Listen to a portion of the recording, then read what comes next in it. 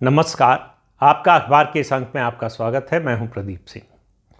लोकसभा चुनाव में आरक्षण खत्म कर देंगे, संविधान बदल देंगे, ये इस झूठे नैरेटिव से मात खाने के बाद भारतीय जनता पार्टी संभल गई, ऐसा लगता है।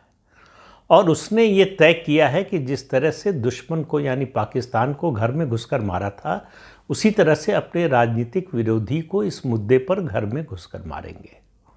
और इसके पर्याप्त संकेत मिलना शुरू हो गए हैं संसद के पहले सत्र से ही।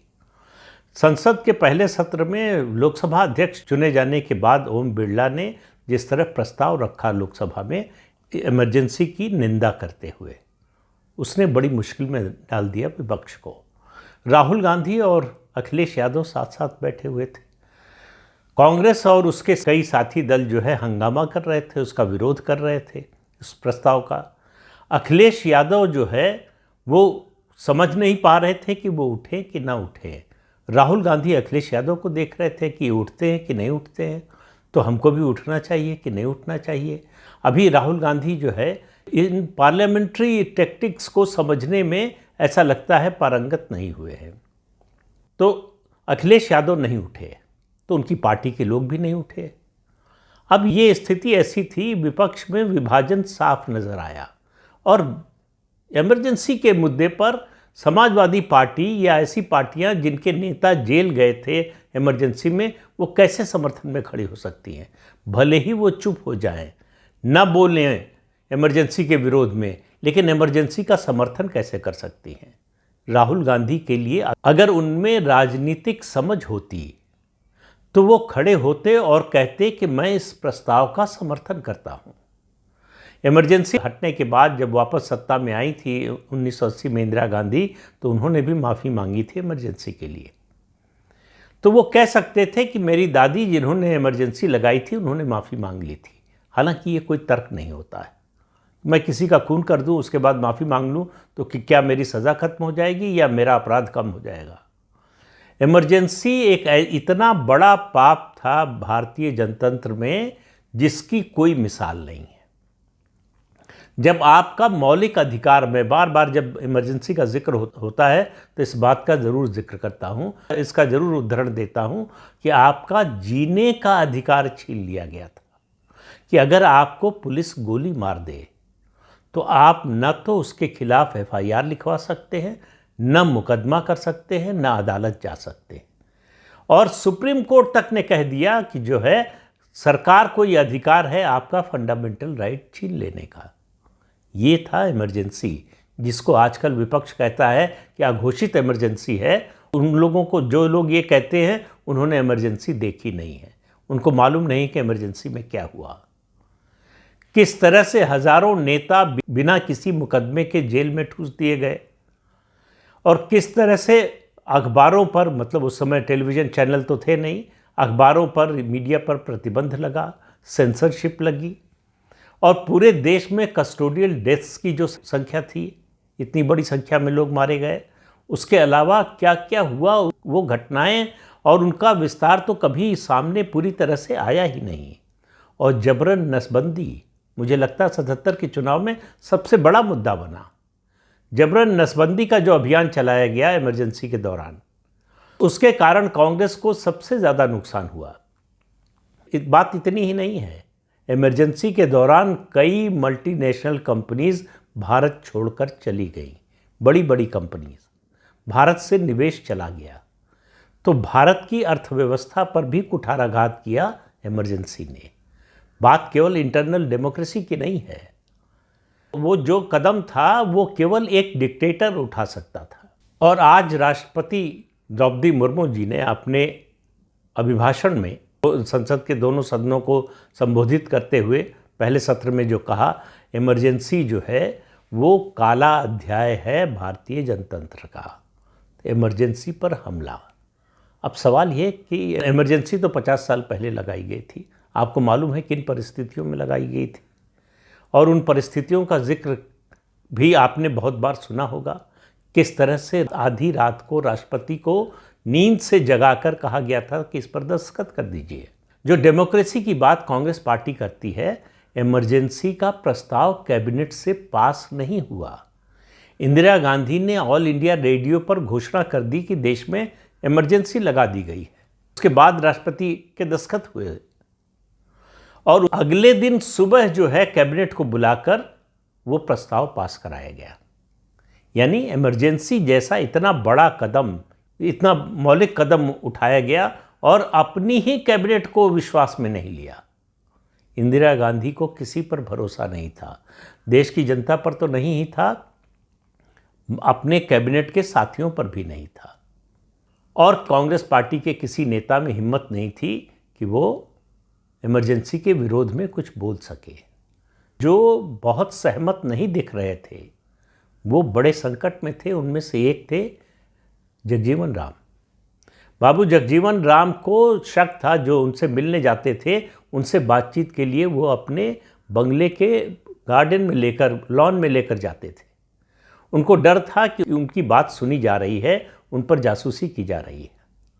और इमरजेंसी का खामियाजा भुगता हेमवती नंदन बहुगुणा ने, जिनको इमरजेंसी के दौरान मुख्यमंत्री पद हटा दिया गया। ये अलग बात है कि इंदिरा गांधी जैसी ताकतवर नेता, इमरजेंसी जैसा काला कानून और इतना पावरफुल कानून, उत्तर प्रदेश में कांग्रेस पार्टी का बहुमत, केंद्र में बहुमत, उसके बाद भी बहुगुणा को हटाकर नया मुख्यमंत्री बनाने के लिए कांग्रेस को राष्ट्रपति शासन लगाना पड़ा। उसकी कहानी है, मैं सुना चुका हूँ आपको, इसलिए उस विस्तार में फिर से नहीं जाऊँगा। दूसरा, इमरजेंसी के समय चुप रह जाने का और चुपचाप समर्थन करने का खामियाजा भुगता, अगर मैं मानता हूँ किसी ने सबसे ज़्यादा, तो वो थे बाबू जगजीवन राम। इंदिरा गांधी ने ये इंश्योर किया कि बाबू जगजीवन राम ही इमरजेंसी का प्रस्ताव लोकसभा में मूव करें, क्योंकि वो इमरजेंसी के पक्ष में नहीं थे, लेकिन वो इतना साहस नहीं जुटा पाए कि उसका विरोध करें। इसीलिए वो देश के प्रधानमंत्री नहीं बन पाए 1977 में। 1977 में आपको याद होगा कि जेपी ने और आचार्य कृपलानी ने सभी सांसदों, जो जनता पार्टी के टिकट पर जीत कर आए थे सांसद, वो सभी सांसदों से उनकी राय मांगी थी, पर्ची दी गई थी कि आप किसको प्रधानमंत्री पद पर चाहते हैं। 3 नेता जो है दावेदार थे, मोरारजी देसाई, चौधरी चरण सिंह और बाबू जगजीवन राम। सबसे ज़्यादा वोट बाबू जगजीवन राम को मिले थे, लेकिन उनको प्रधानमंत्री नहीं बनाया गया क्योंकि मधु लिमय ने विरोध कर दिया। उन्होंने कहा कि मैं पार्टी तोड़ दूंगा, सरकार नहीं चलने दूंगा अगर बाबू जगजीवन राम को प्रधानमंत्री बनाया गया। तो उनसे पूछा गया है भाई कि क्यों विरोध कर रहे हैं। उन्होंने कहा मेरा कोई व्यक्तिगत इस तरह का विरोध नहीं है, लेकिन सवाल ये है कि सरकार बनी किस जनादेश पर है। ये सरकार बनी है इमरजेंसी के खिलाफ जनादेश पर, और जिस व्यक्ति ने इमरजेंसी का प्रस्ताव लोकसभा में मूव किया वो इमरजेंसी के खिलाफ मिले जनादेश का नेता कैसे हो सकता है, प्रधानमंत्री कैसे हो सकता है। सबको ये बात समझ में आई। उसके बाद नंबर 2 पर जो थे मोरारजी देसाई, उनको प्रधानमंत्री बनाया गया। तो इमरजेंसी के जो प्रत्यक्ष रूप से नुकसान हुआ, जिन लोगों को यातना दी गई, बेवजह जेल में रखा गया, तरह तरह की यातना दी गई, कहीं थाने में हेलीकॉप्टर बनाया गया, कहीं नाखून निकाल लिए गए, जिंदा नाखून निकाल लिए गए, इस तरह की तमाम जो है ज्यादतियाँ इमरजेंसी के दौरान हुई। और उस इमरजेंसी को आज की पीढ़ी को याद नहीं होगा, लेकिन जिन्होंने वो दौर देखा है उनको ज़रूर याद होगा। तो उस दौर को बार बार याद कराए जाने की ज़रूरत है। जो लोग ये सवाल पूछते हैं कि 50 साल हो गए, अब उसकी चर्चा क्यों, तो सवाल यह है कि गुलामी को तो और ज़्यादा साल हो गए, फिर उसकी चर्चा क्यों। 1857 के गदर को तो और ज़्यादा समय हो गया, फिर उसकी चर्चा क्यों।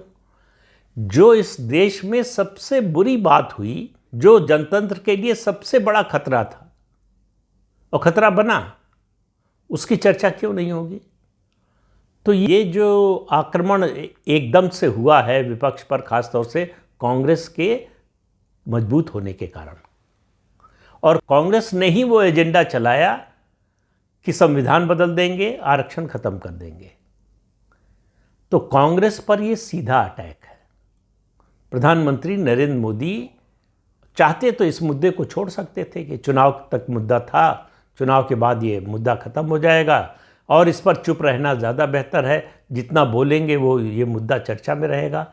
और कांग्रेस पार्टी और विपक्षी दलों के बहुत से सांसदों ने जिस तरह से शपथ के समय संविधान की प्रति हाथ में लेकर शपथ ली, उससे ये बात स्पष्ट हो रही है कि वो आगामी जो 3 राज्यों के विधानसभा चुनाव हैं उनमें भी इस मुद्दे को जीवित रखना चाहते हैं।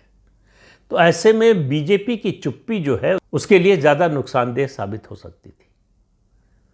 तो बीजेपी ने और एनडीए ने, अब ये इत्तेफाक की बात है कि एनडीए में जो साथी दल हैं वो सब इमरजेंसी के विरोध करने वाले रहे हैं ज़्यादातर। इमरजेंसी का समर्थन करना यानी आप कानून को, जनतंत्र को खत्म करने का समर्थन कर रहे हैं। कांग्रेस पार्टी और उसके साथी दलों में बहुत से लोग हैं, मैंने बताया जिसे कि वो इमरजेंसी का शिकार हो चुके हैं। उनके लिए इमरजेंसी का समर्थन करना बहुत कठिन होगा। ये बात भारतीय जनता पार्टी को अच्छी तरह से मालूम है।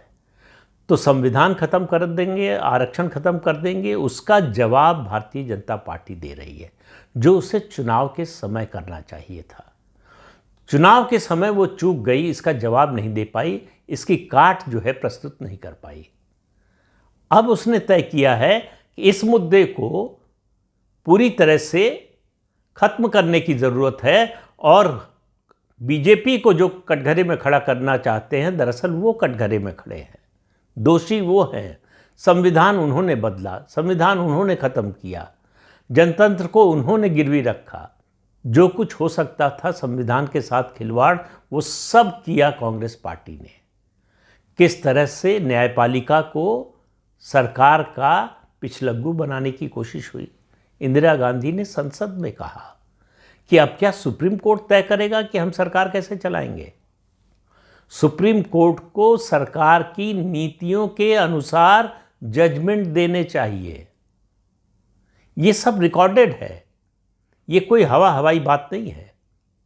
और जिस तरह से इमरजेंसी के बाद लोगों का जनमत उसके खिलाफ आया, वो इस बात को बताता है कि इस देश का जो आम नागरिक है वो जनतंत्र की कीमत को, स्वतंत्रता की कीमत को और इमरजेंसी के जरिए जो अत्याचार करने की कोशिश हुई उस सब को समझता है, उसके मंतव्य को समझता है और उसने निडर होकर वोट दिया उसके खिलाफ।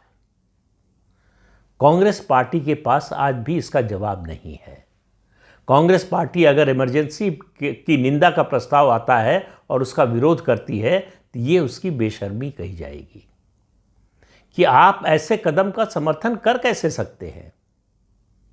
तो भारतीय जनता पार्टी ने ये तय कर लिया है कि अब इस मुद्दे पर डिफेंसिव नहीं होना है, ऑफेंसिव होना है। महाभारत में एक पर्व में कहा गया है कि राजा का विक्रम बल बहुत प्रबल होना चाहिए, हर समय प्रबल होना चाहिए। विक्रम बल का मतलब है उत्साह, ऊर्जा। तो इस कदम के जरिए प्रधानमंत्री नरेंद्र मोदी ने ये दिखाया है कि उनका विक्रम बल कमज़ोर नहीं हुआ है 303 से 240 पहुंचने पर। संख्या लोकसभा सदस्यों की भले घट गई है, लेकिन उनके उत्साह में, उनकी ऊर्जा में और उनके कमिटमेंट में कोई कमी नहीं आई। तो मेरा मानना है कि ये जो संसद के पहले सत्र में हो रहा है, इमरजेंसी को लेकर हो रहा है, दरअसल ये चुनाव में जो हुआ उसका जवाब है। और ये विपक्ष जितना इसको उठाने की कोशिश करेगा उतना तेज़ आक्रमण होगा। इमरजेंसी के दौरान की बातें निकलकर और सामने आएंगी, लाई जाएंगी। और एक सेल्फ गोल और आज कर लिया विपक्ष ने। समाजवादी पार्टी के एक सांसद ने विरोध किया सेंगोल का, कि सेंगोल नहीं होना चाहिए। लोकसभा अध्यक्ष के आसन के पास जो सेंगोल रखा हुआ है उसका विरोध किया। भाजपा ने कहा कि ये भारतीय संस्कृति का विरोध है, ये भारतीय संस्कृति का अपमान है। अब ये मुद्दा भी चलेगा। कहा गया कि इसकी जगह संविधान की प्रति रखिए। और इस तरह के मुद्दे आने वाले समय में संसद में उठते रहेंगे, क्योंकि विपक्ष जो है वो विजयी मुद्रा में है। और इस विजय मुद्रा में वो भूल गया है कि ये जनादेश उसके पक्ष में नहीं आया है, और ये जनादेश नेशनल डेमोक्रेटिक अलायंस के पक्ष में आया है, जिसकी सरकार बनी है, जिसके प्रधानमंत्री नरेंद्र मोदी बने हैं, जिन्होंने इतिहास बनाया है। ये दूसरी सरकार है जो लगातार तीसरी बार चुनकर आई है। इस तथ्य को, इस सच्चाई को आप नकार नहीं सकते हैं, जिसको नकारने की कोशिश विपक्ष कर रहा है। तो आने वाले समय में सरकार और विपक्ष के बीच इस तरह का संघर्ष और तेज होगा, और दोनों में से कोई रक्षात्मक होने को तैयार नहीं है। इसलिए आक्रामकता और ज़्यादा बढ़ने वाली है, और वो आपको संसद और संसद के बाहर दोनों जगह दिखाई देगी। तो इस अंक में इतना ही। अगले अंक में फिर मिलेंगे किसी नए मुद्दे के साथ। तब तक के लिए अनुमति दीजिए। आपसे अनुरोध है कि ये चैनल देखिए, शेयर कीजिए, लाइक कीजिए और सब्सक्राइब ज़रूर कीजिए। नमस्कार।